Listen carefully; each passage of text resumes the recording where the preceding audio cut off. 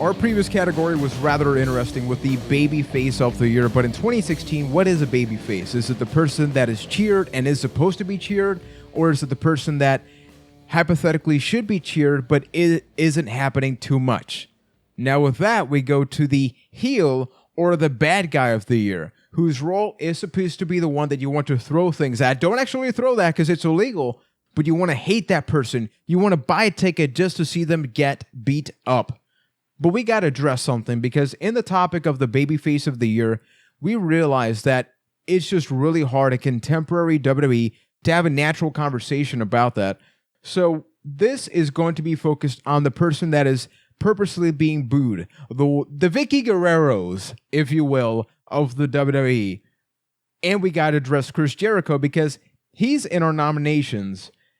And he, ironically enough, he doesn't make the list based on that criteria. But he has been incredibly entertaining this year. Anything else we want to say about Jericho? He's been super entertaining, but he's too fun. You know, which is weird to say, but he's not the best heel of the year because he is not disliked. The fans actually love to go along with the list and all of his catchphrases. He's super entertaining and a great part of WWE, but is he a top heel? No. Agreed. Chris Jericho is somebody that really, more than anybody else, is breaking the traditional conventions of face and heel this year. And even though he's a bad guy, he just does so many fun things that you can get behind that you can't help but cheer for him.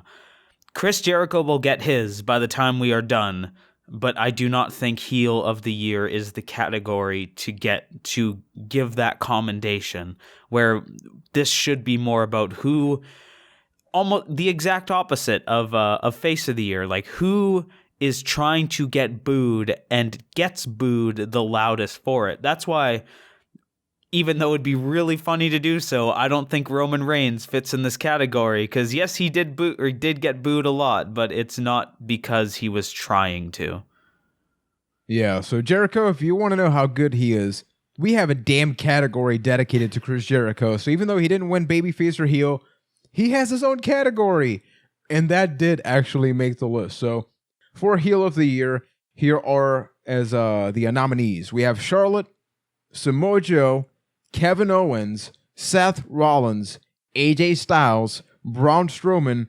Chris Jericho was in here, but by what we just mentioned, he is now gone. The Miz, the Usos, Rusev, and Bray Wyatt.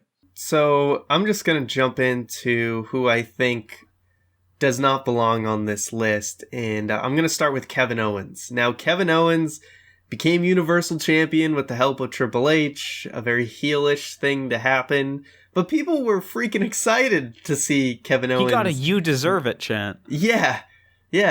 And such a bad guy. That's the thing. Kevin Owens, he's kind of like Chris Jericho, where people just like him, and he can be very entertaining, and he's very good in the ring. And it just, ever since Kevin Owens has been around, people just don't want to boo him. People just like the guy. So even though he plays a heel, he is not disliked. He is not succeeding at that position of being a bad guy and having people want to see him get beat. People are just happy to watch him.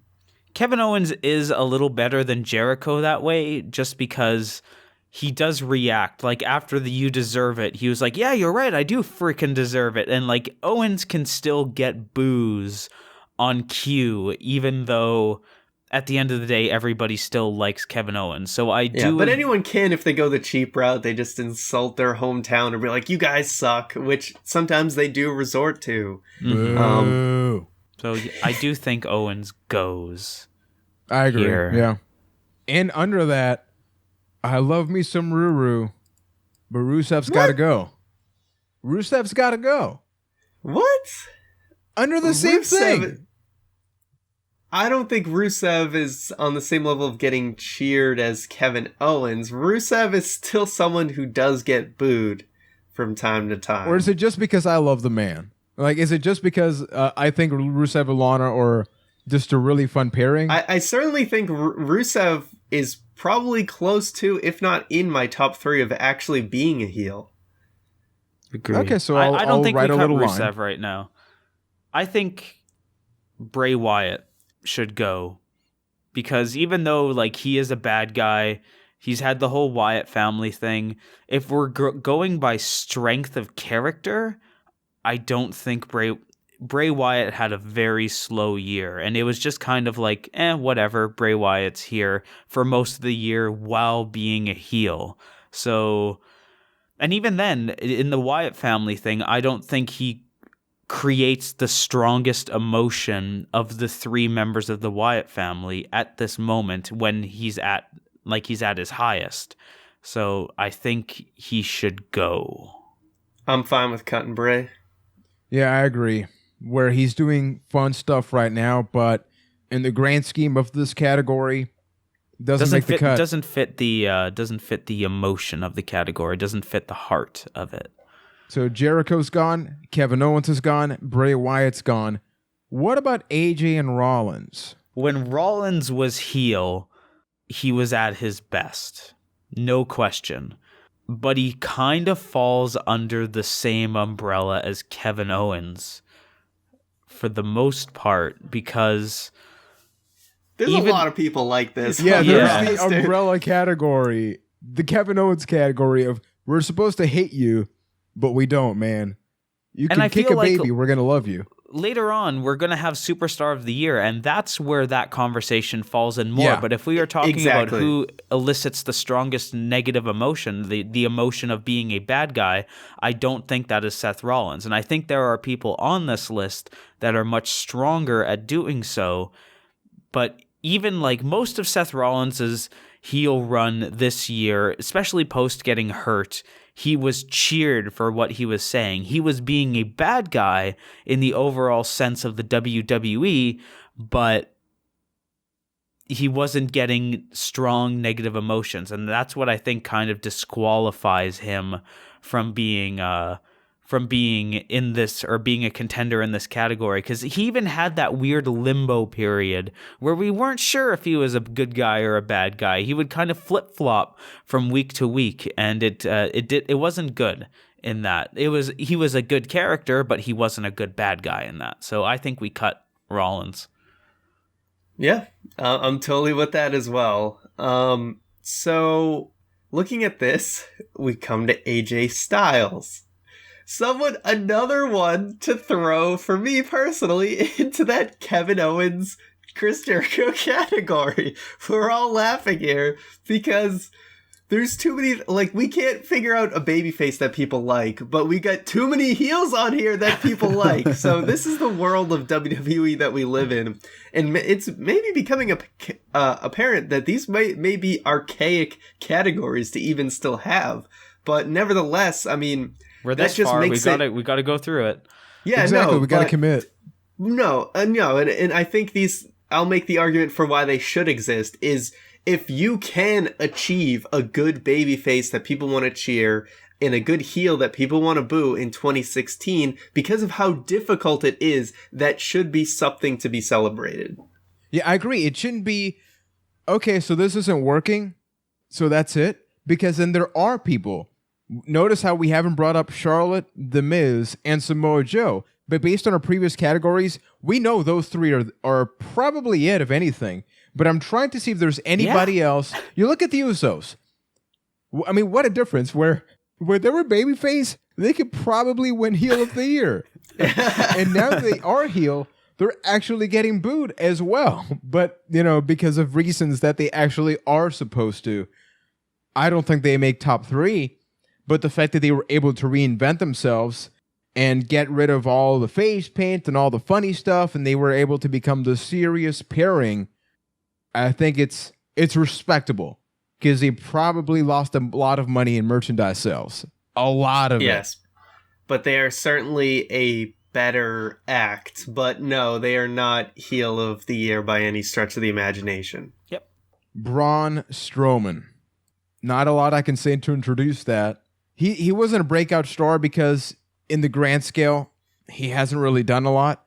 but I think that they have a monster heel that is going to do many great things in 2017 if done properly. I just don't think that he's done enough yet because we're still at that Sami Zayn versus Braun Strowman point. We're not at the, whoa, my God, he's challenging the world champion. He's doing else, big stuff. Not yet. No, I agree. Yeah, he's not. He's a wait and see. Yeah, Braun Strowman, he's a good bad guy and he's a monster, but he hasn't made that emotion happen yet. That's the one piece of Strowman that's missing right now, like creating emotion as a character. And 2017 might be a whole different story, but I don't think that's this year. So we're pretty much down to 3. So this should not be too difficult now. Well, if we have to, do you guys want to cut Rusev? Top 3? I don't think so. Yeah. With what's left, like right now, if our list is Charlotte, Samoa Joe, The Miz, Rusev, they just seem, those 3 are just on a level above Rusev, in my opinion. I am not saying Rusev is bad, and Rusev has done a great job being a bad guy in a world where it's very tough to be a bad guy right now. But these 3 are just so much better, in my opinion. Yeah, so he would, if we had 4, he would probably be number 4. Yes. And Rusev has had stronger years when he battled Cena. I think that was his prime year as a bad guy. When he super kicked an American soldier, he was at his peak. There you go. You don't get much better than that. So we do have Charlotte, Samoa Joe, and The Miz. I think we should at least provide a brief summary on why each one has been a good evil character. Maybe starting with Charlotte. We've said it time and time again where she is main evented Raw, and it makes sense. She's supposed to get booed, gets booed, but is a great performer. And I think that right there is the writing on the wall for this category because it's so hard to be athletic and be booed in WWE. I think that's the problem with a guy like Kevin Owens, with a guy like Seth Rollins, where they can do whatever they want as a character, but they're damn cool to watch in the ring. Charlotte has done corkscrew moonsaults. She's done just regular awesome moonsaults. She's able to go that extra mile, but can still get booed. And that is something that if you want to talk about a heel, that is exactly what you should consider for this category. Yeah, Charlotte, I think, she's just on another level right now and truly is the best heel on Raw. So she certainly should be on this list in a strong contention for number 1. Yeah. No, about The Miz, I wanted to bring it to you, Keith, because I know that you and The Miz have, in other categories, talked quite a bit. So I figured, I'll just give you The Miz right now, man. Really, everything that you said about Charlotte could be said about The Miz, where he's really the last super hateable guy on SmackDown. Like nobody cheers for The Miz. Actually, they do. I believe during one of, people have actually started to take to The Miz a little bit. I still think he is one of the strongest heels, but he certainly got a little bit more of a following. I've heard the split chants during some of his matches.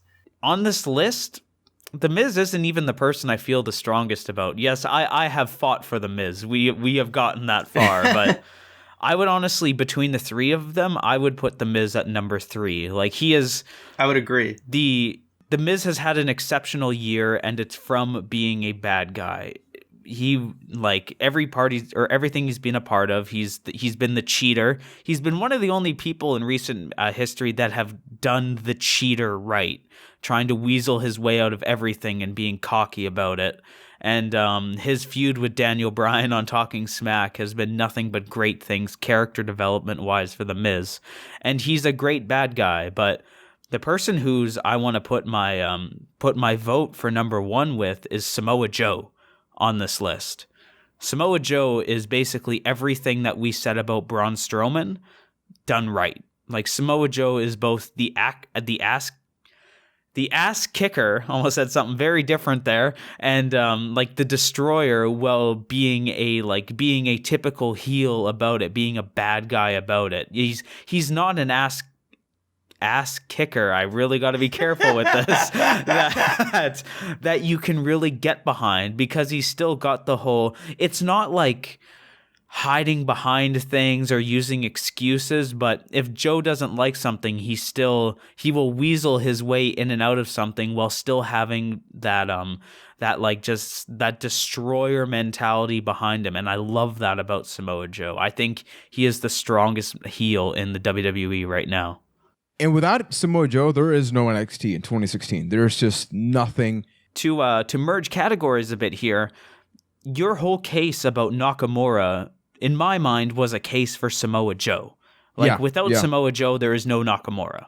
Without Samoa Joe, there is no NXT right now. Yeah, agreed. And like I mentioned with Charlotte, he's doing enough good things that he should be cheered. People should be, hey, you're doing great. They don't, because they respect his character.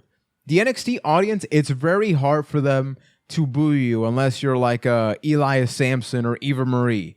Yet Samoa Joe is hated by them. At least they boo him.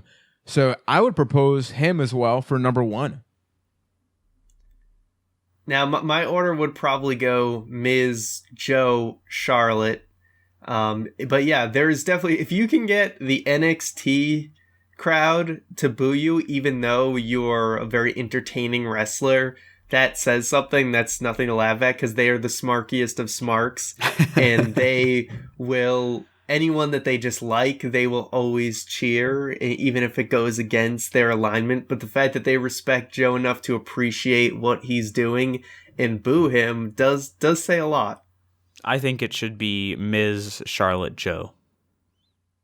Miz number 3, Charlotte number 2, Joe number 1. I like that list. I think it's a solid combination there. It seems like after Breakout Star of the Year, we've been just agreeing. Like it feels like that was the real hardest conversation, because once you think about that, everything else kind of just becomes clearer as to like sort of who's progressing, who still needs to get better. So without further ado, folks, Bite That's 2016 Babyface of the Year list is as follows. A heel of the year. Heel. It's kind of funny you just said that. That's kind of its own conversation, but yes, this is heel of the year. Yes, because these are people that I still love and enjoy to watch. At number 3, we have The Miz. Number 2, we have Charlotte Flair. And at Samoa Joe, we have number 1. We have number 1. Yeah, I meant to say that. At number 1, we have an NXT superstar for heel of the year.